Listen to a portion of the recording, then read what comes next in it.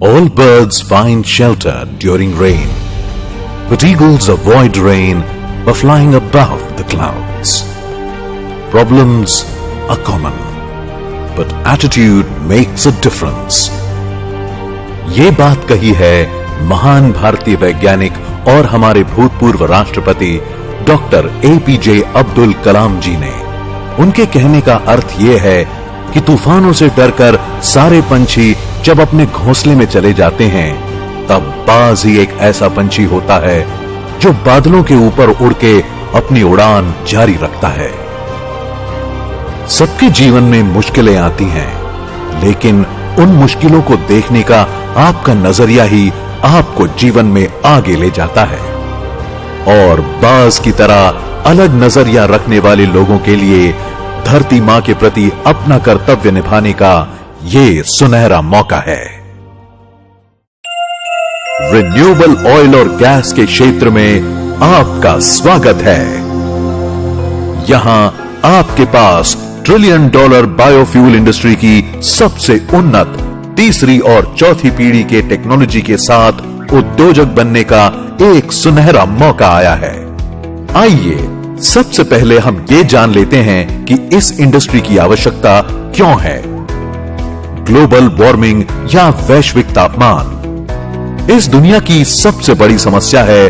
Global warming इसका प्रमुख कारण है जीवाश्म ईंधन यानी फॉसिल फ्यूल। करोड़ों साल पहले इस धरती पर डायनासोर जैसे जीव रहा करते थे।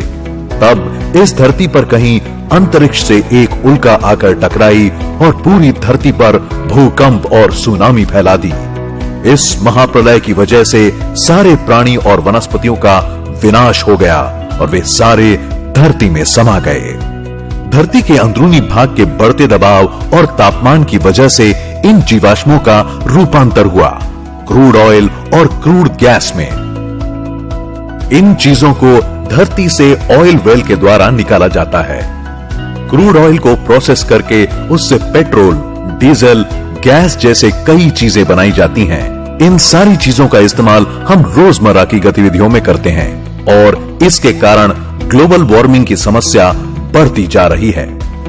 वैज्ञानिकों का कहना है कि अगर वैश्विक तापमान 2 डिग्री और बढ़ा तो हम ऐसे कालखंड में पहुंचेंगे जहां से वापस आना बिल्कुल ही नामुमकिन हो जाएगा और धीरे धीरे पूरे धरती का विनाश अटल रहेगा। तो इस ग्लोबल वार्मिंग को रोकने के लिए हमें किसी प्रदूषण रहित उपाय की जरूरत है। रिन्यूएबल क्लीन फ्यूल यानी जैविक ईंधन इसका सबसे योग्य और बेहतर पर्याय है। इस जैविक ईंधन का निर्माण करना ही हमारा व्यवसाय है। भारत की आज की सबसे बड़ी समस्या है कचरा या कूड़ा। इस कचरे के कारण मच्छर, मक्खी और उनके द्वारा फैलाए जाने वाले डेंगू और मलेरिया जैसे बीमारियों को हमें कई बार झेलना पड़ता है। हमारे शहरों का कचरा जाता है डंपिंग ग्राउंड में। इस प्रक्रिया में हमारे देश के करोड़ों रुपए भी खर्च हो रहे हैं और साथ ही प्रदूषण और उनसे जुड़ी बीमारियां भी फैल रही हैं। मगर अब आधुनिक तकनीक की मदद से इस समस्या भरे कचरे को रिन्यूएबल क्लीन फ्यूल में आसानी से बदला जा सकता है। ऑर्गेनिक कचरे से जैविक खाद और बायोगैस बनाने की टेक्नोलॉजी और इनऑर्गेनिक वेस्ट से डायरेक्ट क्रूड ऑयल बनाने की टेक्नोलॉजी का आविष्कार हो चुका है और इसलिए इस समस्या का समाधान भी इस इंडस्ट्री से हो सकता है। हमारे देश में किसानों की अनगिनत समस्याएं हैं। इसके कई कारण हैं, जैसे सूखा, बाढ़, अनाज का सही दाम न मिलना। इन समस्याओं से जूझते हुए कई किसानों ने बीते दिनों में आत्महत्या की राह चुनी। आज तक हमारे किसान इस बात से अनजान थे कि उनके पास खेती और अनाज के अलावा भी एक और अमूल्य चीज है। जी हां, रिन्यूएबल एनर्जी का कच्चा माल किसानों के पास ही मिलेगा और इसके कारण आने वाले सालों में किसानों की आय दोगुनी हो जाएगी। इसके साथ ही होने वाले ऑर्गेनिक खेती के कारण हमारे करोड़ों किसानों की अच्छी आमदनी होगी। यही हमारे किसानों की समस्याओं का सही निवारण भी होगा। भारत देश की तीसरी बड़ी समस्या यानी बेरोजगारी है। ये कहीं ना कहीं बढ़ती नजर आ रही है। इसका कारण शायद जनसंख्या हो सकती है, लेकिन इसके अलावा सर्विस और निर्माण उद्योग की भी अपनी सीमा है।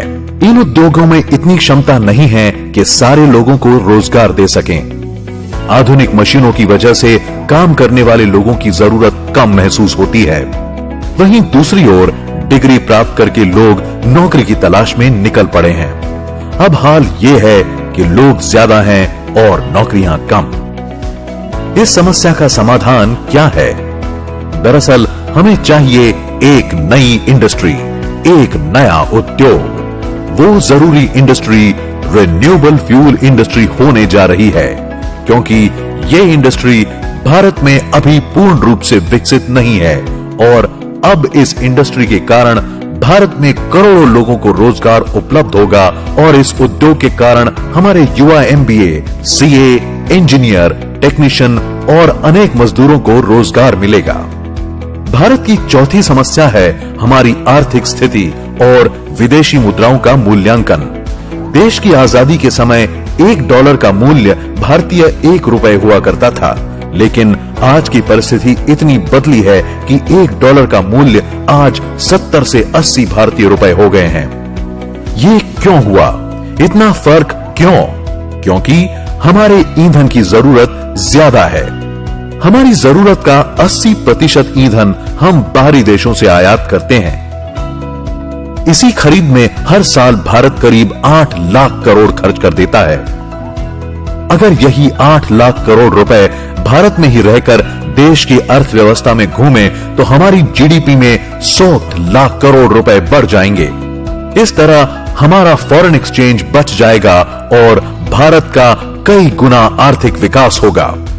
हमारा भारत बहुत आसानी से $5 ट्रिलियन इकोनॉमी की तरफ शान से अपने कदम बढ़ा सकेगा, क्योंकि इस इंडस्ट्री की वजह से बताए हुए सारी समस्याओं का समाधान निश्चित होगा ही। इसी के साथ भारत ने जो पेरिस एग्रीमेंट साइन किया हुआ है, उसके तहत भारत को प्रदूषण के स्तर को सन 2005 से 35% कम करने की शर्त को हासिल करने में सुविधा होगी। इसीलिए इस इंडस्ट्री का भविष्य बेहद उज्जवल है। हम ये भी कह सकते हैं कि सरकार को इस इंडस्ट्री की भविष्य में बुनियादी तौर पर जरूरत होगी। ये सरकार भी इस इंडस्ट्री का संपूर्ण समर्थन करती है। हमारे देश में हम लोग 7 लाख करोड़ का ये पेट्रोल डीजल इंपोर्ट करते हैं। ये हमारे देश का किसान तैयार कर सकता है। ये दिल्ली में जो पोल्यूशन होता है, इसका कारण जो राइस स्ट्रॉ है, परली जो जलाते इसके कारण हो रहा है। अब हमने निर्णय किया, पेट्रोलियम मंत्री जी ने, अब वो कन्विंस हो गए। मैंने कहा क्यों 70-70 हजार करोड़ की रिफाइनरी डालते हो, ये किसानों को तैयार करो। और अभी फर्स्ट जनरेशन इथेनॉल यानी मोलाइसेस टू इथेनॉल बनता है। सेकंड जनरेशन इथेनॉल यानी cotton straw, wheat straw, rice straw, bagasse और बांबू, पूरे नॉर्थ ईस्ट में बांबू बड़ा हुआ है, उससे इथेनॉल बनता है। और थर्ड जनरेशन इथेनॉल यानी कॉर्न, राइस कट, इससे बनता है। अब भारत सरकार ये पॉलिसी बनाई, कैबिनेट के पास आई है। अब इससे एक नया रिवोल्यूशन हो रहा है। अब गेहूं और चावल लगाकर किसानों की तस्वीर नहीं बदल सकती। 1 टन राइस स्ट्रॉ से, परली से 280 लीटर इथेनॉल तैयार होता है। और मैं कोई भी चीज प्रूफ के सिवा बात नहीं करता। मैंने उस दिन नीतीश कुमार मेरे घर पर आए थे, उस दिन बजाज ने एक बाइक, एक ऑटो रिक्शा, एक इलेक्ट्रिक ऑटो मेरे घर पे लाई थी। 100% बायो इथेनॉल पर बाइक चलती है, ऑटो रिक्शा चलता है। और मेरे शहर में 55 एयर कंडीशन बसेस चलती, ग्रीन बसेस, जो ये किसानों के तैयार की। ये बांबू से बनेगा, ये राइस स्ट्रॉ से बनेगा। और ये निर्णय भारत सरकार ने किया है। और अमेरिका, ब्राजील और कनाडा में ये है कि एक ही पेट्रोल, यही टोयोटो, होंडा, फोर्ड, BMW, यही गाड़ियां हैं वहां। उसमें लिखा है फ्लेक्स इंजन। उसमें आप 100% पेट्रोल डालो या 100% इथेनॉल डालो। अब मैं आपको बता रहा हूं, ये पूरा ethanol, bio CNG, bio diesel, methanol, इसी पर एक बार कभी बैठेंगे, मैं आपको बताऊंगा। हमारे देश के गांवों की हालत ही बदल देगा। जो बगास निकलता है उससे भी इथेनॉल बनता है। अब इसके कारण पूरे कम से कम देश में 5 लाख करोड़ की इन्वेस्टमेंट आ सकती है और 50 लाख ग्रामीण क्षेत्र में युवाओं को रोजगार मिल सकता है। इंडस्ट्री को बढ़ावा देने और इसे मजबूत करने के लिए सरकार ने बायोफ्यूल पॉलिसी 2018 का निर्माण भी किया है। सरकार ये भी चाहती है कि इस देश का उन्नत किसान इस इंडस्ट्री से जुड़े और इसे आगे भी बढ़ाए। आप सभी का इस इंडस्ट्री में मैं Kartik Rawal, SSK Bharat management and media private limited और Meera clean fuels limited Mumbai की तरफ से हार्दिक स्वागत करता हूं। मीरा क्लीन फ्यूल्स लिमिटेड की शुरुआत रिन्यूएबल ऑयल और गैस के सेक्टर में सन 2012 में एक मकसद के साथ हुई और ये मकसद है जानलेवा जीवाश्म ईंधन की प्रतिस्थापना क्लीन फ्यूल से करते हुए अपने धरती की सुरक्षा करना और अपने भारत देश को फिर से एक समृद्ध राष्ट्र बनाना। डॉक्टर श्याम शिवाजी घोलप ये मुंबई के एडिशनल डेप्यूटी कलेक्टर रह चुके हैं। इन्हें MBBS डॉक्टरेट की भी पदवी हासिल है। जब डॉक्टर श्याम ने अपनी MBBS की पढ़ाई पूरी की तब उन्हें ऐसा लगा कि अपने देश के प्रति अपना फर्ज अदा करते हुए कुछ हितकारक कार्य करना चाहिए। इसी उद्देश्य से उन्होंने IAS की तैयारी शुरू की। उस दरमियान एक सेमिनार में उनका संपर्क हमारे देश के महामहिम भूतपूर्व राष्ट्रपति डॉक्टर APJ अब्दुल कलाम और उनके वैज्ञानिकों से हुई। वहां उस समय रिन्यूएबल क्लीन फ्यूल के बारे में जो कुछ कहा गया उससे डॉक्टर श्याम को ऐसा लगा कि यही मेरे जीवन का लक्ष्य है। तब से लेकर आज तक अपने जीवन के लगभग 20 साल उन्होंने इसी विषय पर काम करने के लिए न्योछावर कर दिए। उन्हें बेहद अच्छे से ज्ञात है कि इस इंडस्ट्री को आगे कैसे बढ़ाया जा सकता है और उन्होंने इस कंपनी का नाम अपनी माताजी श्रीमती मीरा शिवाजी घोलप के नाम से मीरा क्लीन फ्यूल्स लिमिटेड रखा है। इस कंपनी के और 2 काबिल डायरेक्टर हैं, डॉक्टर लावेश जाधव जो कि MBBS डॉक्टर और डॉक्टर श्याम के बचपन के मित्र हैं। दूसरे डायरेक्टर हैं मिस प्राची ढोले जो कि केमिकल इंजीनियरिंग में गोल्ड मेडलिस्ट हैं। महाराष्ट्र में श्री विलासराव देशमुख जी के मुख्यमंत्री कार्यकाल में बायोफ्यूल नामक हमारे प्रोडक्ट की ट्रायल की गई थी। सीधे शब्दों में कहें तो हमारे वैज्ञानिकों द्वारा बनाई गई उम्दा टेक्नोलॉजी ही हमारी शक्ति है। डॉक्टर श्याम मध्यम वर्गीय परिवार से हैं। बचपन से ही उनका झुकाव पढ़ाई और उन्नत भविष्य की ओर ज्यादा था। इन्हें देश के किसानों और गरीबों के लिए कुछ अच्छा और भरोसेमंद करना था, इसलिए उन सबको इस इंडस्ट्री से जोड़ने की योजना बनाई। इस कार्य की प्रेरणा उन्होंने अमूल मॉडल से ली। आप सभी को ज्ञात होगा कि जब हमारे देश में दूध का उत्पादन कम था तब हमें दूध का पाउडर बाहरी देशों से आयात करना पड़ता था। इस समस्या से निजात पाने की बड़ी कोशिश सरकार ने की। इस मामले में उन्होंने दुनिया की बड़ी कंपनी नेस्ले की भी मदद लेने की कोशिश की। उस समय एक ऐसे व्यक्ति थे जिन्होंने लाखों किसानों को जोड़कर गाय और भैंसे खरीदने के लिए आसान कर्ज की व्यवस्था करवाई। प्रक्रिया में आगे उन किसानों से वही दूध लेकर उस दूध को प्रोसेस और पैकेज करवा के बेचने की सुविधा भी उपलब्ध करवाई और हम दूध के क्षेत्र में आत्मनिर्भर हुए।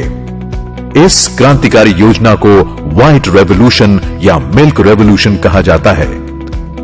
अमूल मॉडल का विस्तारित नाम आनंद मिल्क यूनियन लिमिटेड है, जिसके जनक थे डॉक्टर वर्गीस कुरियन। ये एक कोऑपरेटिव मॉडल था। डॉक्टर श्याम ने इसी कार्यक्षम योजना का उपयोग लोगों को इस मिशन से जोड़ने के लिए किया। अमूल मॉडल एक कोऑपरेटिव मॉडल था। उसी तरह MCL मॉडल कॉर्पोरेट का कोऑपरेटिव मॉडल है। इस मॉडल के द्वारा रिन्यूएबल ऑयल और गैस के क्षेत्र में आम जनता के लिए उद्योजक बनने का एक अवसर आया है।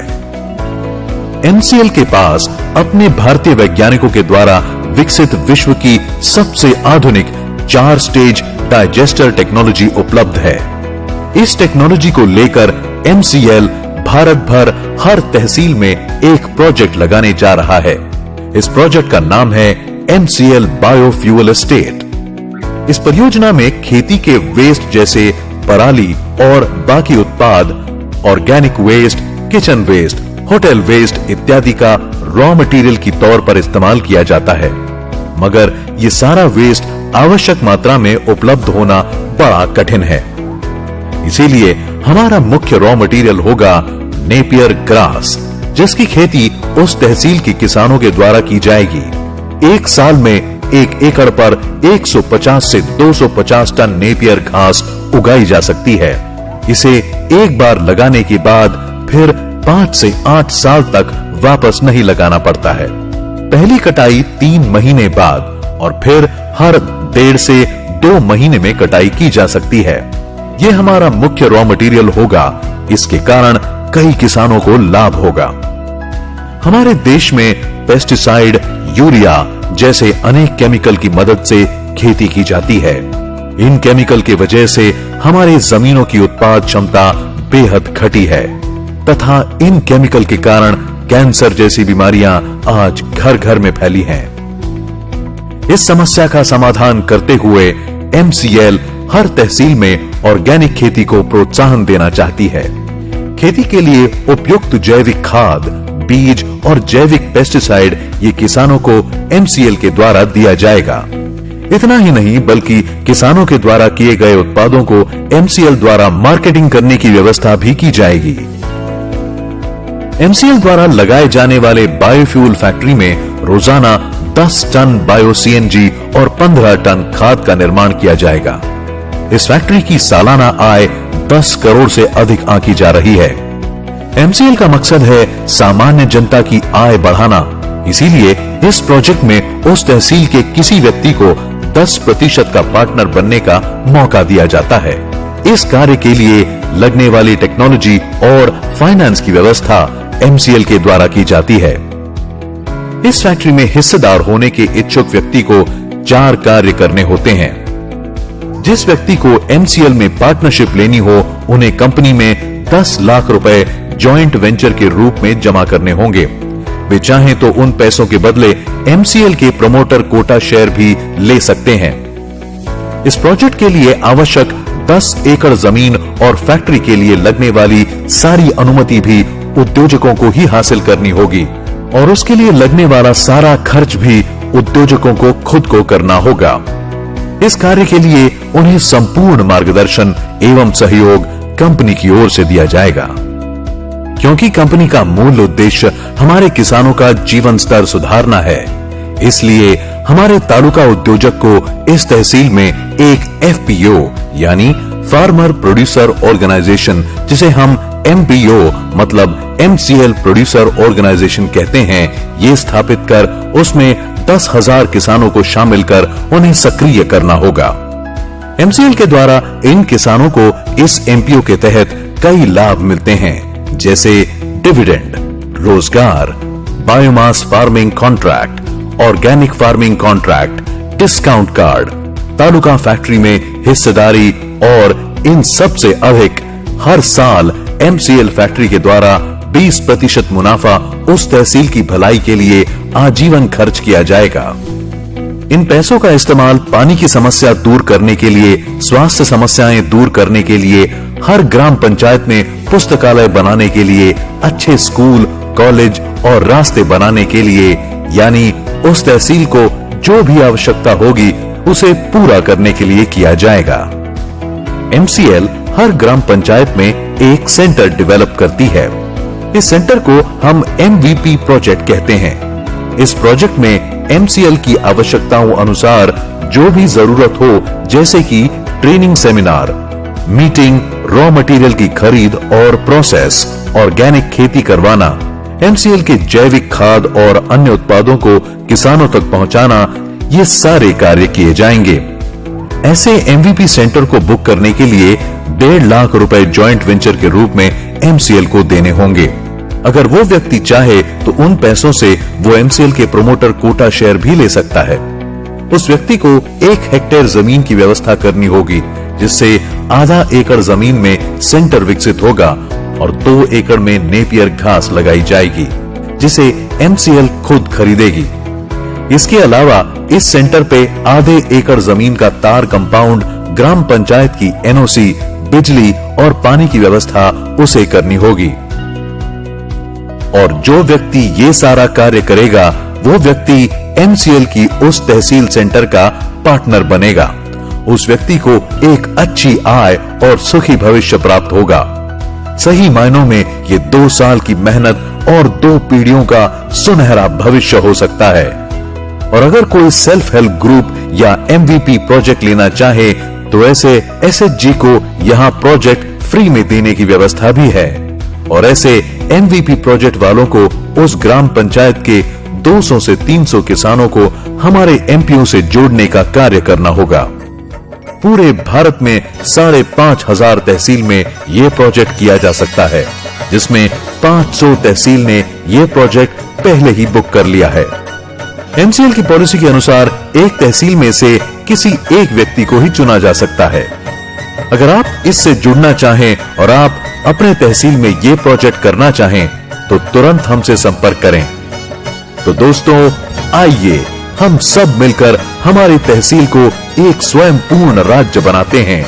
तहसील के माध्यम से जिला, जिला के माध्यम से राज्य और राज्य के माध्यम से हमारे भारतवर्ष का पुनर्निर्माण करते हैं। तो देर किस बात की, आइए अपने भारत देश को फिर से स्वच्छ भारत, आत्मनिर्भर भारत और सुजलाम सुफलाम भारत बनाते हैं।